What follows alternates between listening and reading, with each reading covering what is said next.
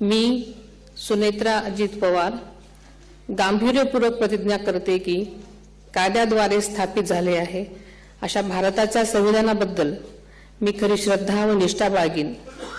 मी भारताची सार्वभौमता व एकात्मता उन्नत राखीन।